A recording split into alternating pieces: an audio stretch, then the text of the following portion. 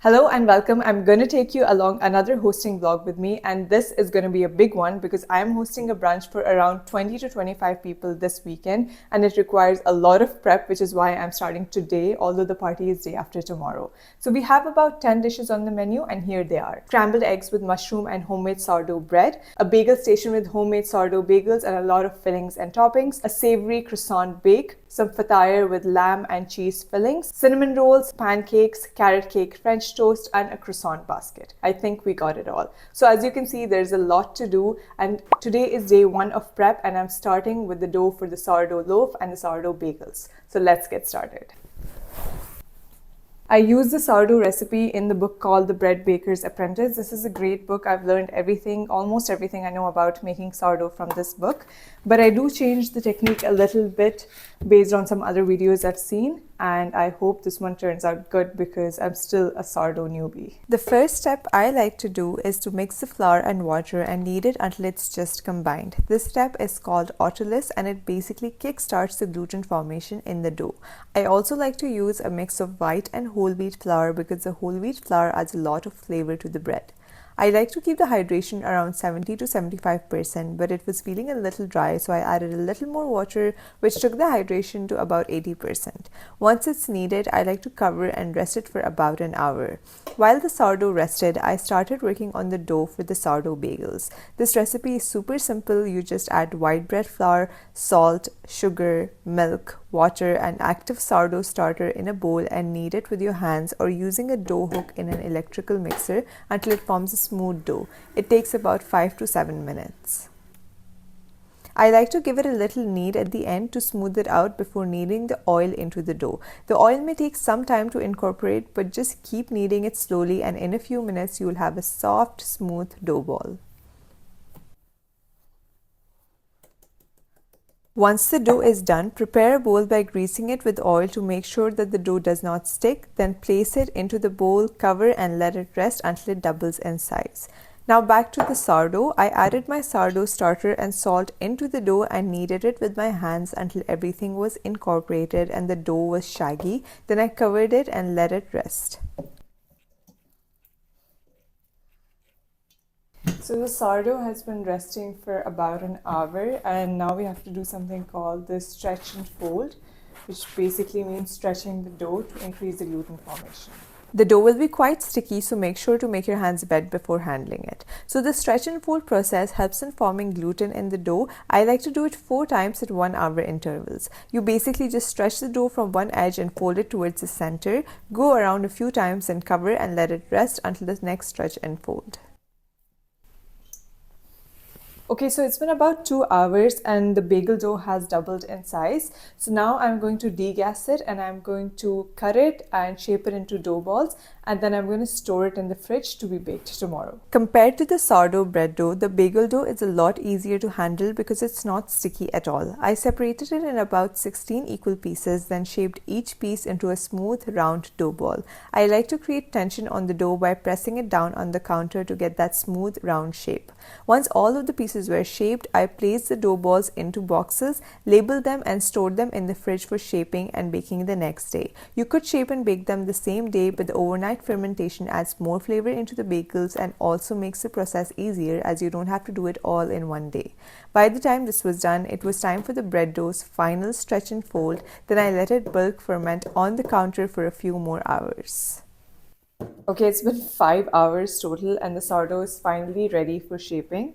It looks nice and airy.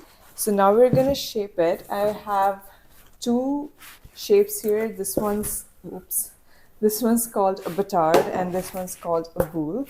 And I'm going to make 2 loaves with this one dough. No matter what shape you're going for, you first have to pre-shape the dough to basically tighten the gluten in it. To pre-shape, you stretch the dough into a rectangle, bring in all 4 corners to the center, then bring in the remaining corners to the center and lightly pinch them together. Flip the dough upside down and shape it into a ball by creating surface tension, which basically means you push the dough against the counter to create tightness in it. Cover and let it rest for about 15 minutes before the main shaping. It may sound unusual, but shaping is the step where I struggle the most when making sourdough. The dough is very different to a regular dough. It's almost bouncy because of the high water content, and it's not the easiest to handle, so yeah, I do struggle time to time. After 15 minutes, I did the final shaping for both breads. The bowl is shaped in the same method as the pre-shaping, so again you'll stretch the dough into a rectangle, bring in all four corners towards the center 2 times, flip it and create surface tension, but this time you will notice that the dough is tighter than before because of the pre-shaping. Then you dust it with flour and place it in the basket. Make sure that the basket is also dusted properly with flour so that the dough does not stick. For the batard, you do a letter fold, which basically means that you fold the top 1/3 of the rectangle to the center, then fold the bottom 1/3 on top of it, then roll it as tightly as possible. You can see that I am struggling here. Like I said, shaping sourdough can be tricky. Now flip it, pinch the edges and place it in the basket and tightly wrap both baskets so that they don't dry out in the fridge. Now these are going to go into the fridge overnight for fermentation. This improves the flavor and also gives the bread a better rise. Now I'm going to clean up, and that's day 1. Okay, it's day 2 of the prep, and today is going to be a long one because I basically have to make almost everything today for the party tomorrow. I've done some of the smaller tasks in the morning, but now we have to tackle the bigger things. So I think the most time-consuming things that I have to do today is make the dough for and shape the cinnamon rolls and the fatire. So I'm basically going to shape them today and store them in the fridge and bake them fresh tomorrow morning for the party. For the cinnamon rolls, I'm going to be using my own recipe. It's tried and tested. It works perfectly. I do have a very detailed guide on it on my YouTube channel, so check it out if you're interested. But now let's get started. Also, look how dirty my apron is from yesterday. This is exactly why I wear an apron, because I create a huge mess while cooking. But since we're going to create a mess today as well, why waste another one, right? For the cinnamon rolls, I start by whisking sugar and softened butter for around 4 to 5 minutes until they're properly creamed. Then I add the eggs and whisk until combined. Then into that mixture, I add warm milk, instant yeast and flour and whisk it until just combined. Then I switch it to the dough hook and let it knead until the dough is smooth and passes the window pane test. You can also knead this dough by hand, but it will take some time to come together. Okay, this is a big batch, so it's going to take some time. So meanwhile, I'm going to start shaping the bagels. For shaping the bagels, I take them straight out of the fridge and I create a hole in the center of each dough ball and stretch it properly. Then I cover and let them rest for around 30 to 45 minutes until they double in size. At this point, the cinnamon roll dough was also done, so I placed it in an oiled bowl, covered it and let it rest until it doubled in size. So while the cinnamon roll dough and the bagels rest, I'm going to get started on the fatire. I use the recipe by Mariam. She's one of my favorite Palestinian food creators. I'm going to link the recipe in my description so you can follow it too. It's absolutely amazing. The fatire dough is pretty simple to make, but it takes some time to come together. I made 2 flavors, cheese and spicy meat, and they both turned out amazing. While the fatire dough was kneading, I boiled the bagels for 90 seconds on each side. I like to add a little honey and baking soda to the water. It helps create that chewy exterior that bagels are known for. Also, if you drop them into the water with the parchment paper, you will not disturb the rise on the bagels, and you can easily take the paper off after dropping them into the water. I topped some of the bagels with an everything bagel seasoning, left some of them plain, and I also topped some with cinnamon sugar, which is my absolute favorite topping for bagels. They bake quite quickly. It takes around 20 to 30 minutes.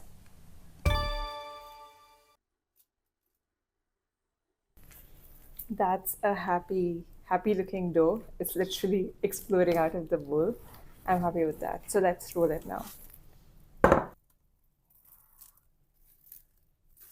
This is my favorite bit. It's just so satisfying. I like to roll the cinnamon roll dough on baking paper. It's a lot easier to handle this way and also creates less of a mess. I dust it with flour and roll it out to about 1/2 inch thickness. I like to keep the dough a little thick because it makes super fluffy cinnamon rolls. The thinner you roll them out, the more crispier they'll be, if that makes sense. Then I topped it with brown sugar and cinnamon butter and spread it across evenly. You can also use different flavors in your cinnamon rolls. I'll drop some ideas in the description. Because this dough was so wide, I cut it in half before rolling it tightly into a cigar shape. Then I sliced them using a floss instead of a knife, because a knife will squish the rolls and floss creates a clean cut. Then I place them in a baking dish. Okay, so the cinnamon rolls have been shaped and packed. Now they're going to go in the fridge overnight and we're going to bake them fresh tomorrow morning. Okay, so the fataya dough is also done. It's shaved and it's in the fridge and it's going to be baked tomorrow. I really wanted to film that, but my phone just straight up refused to film anything. So I just made that. It's in the fridge. I'll show you what it looks like tomorrow.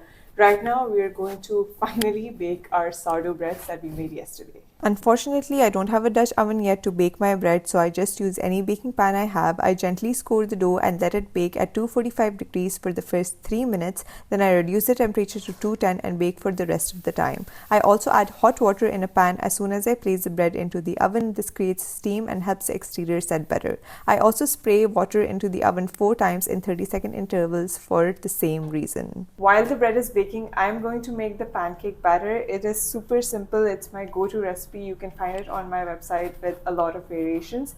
But today we're going to do a simple plain buttermilk pancake recipe, and I'm going to add chocolate chips to it while we're cooking.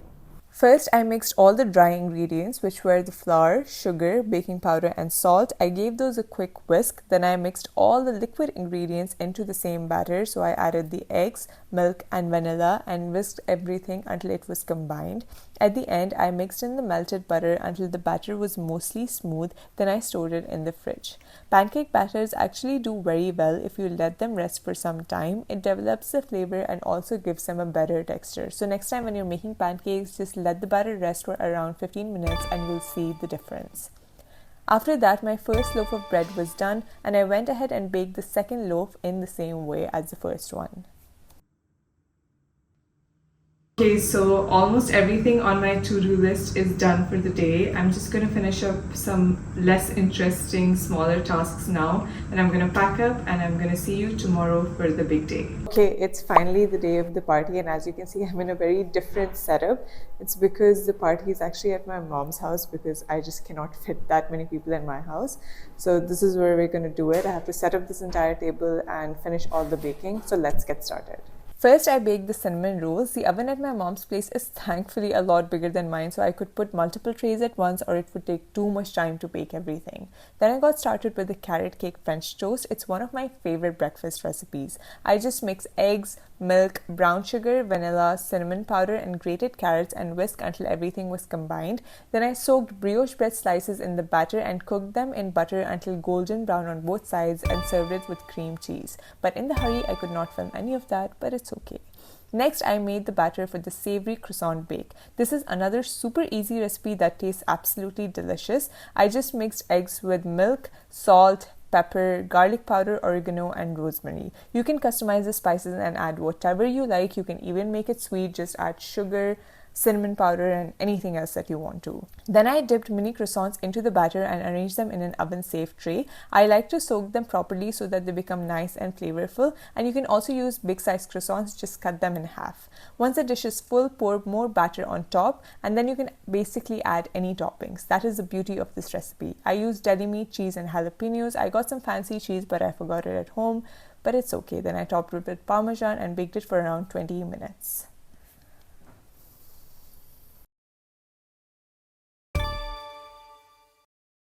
Then I got to arranging the table. I wanted a simple but fun theme for the table setting, so I went with beige and a few colors like red, yellow, blue, and green. I placed the serveware on the table, then I placed the plates and other cutlery on the side table, and then I created the drink station on the other table.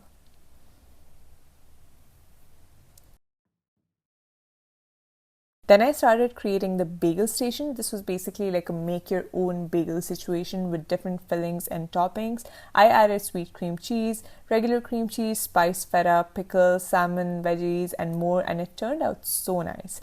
At this point, I was freaking out because it was really late and the guests were almost there and I still had to finish the pancakes, French toast, fataya, but we got it done somehow and the table was ready in a few minutes. We added these chicken wraps last minute, and my husband made the creamiest scrambled eggs with a side of garlicky mushrooms. It was absolutely delicious, and here was the almost full table. Some things were still on the way, but we got it all done, and honestly, I was so proud of myself for finishing everything. I realized that I did not get a single shot of the fatar, and I'm so sad about it because they were honestly super delicious. You must give them a try.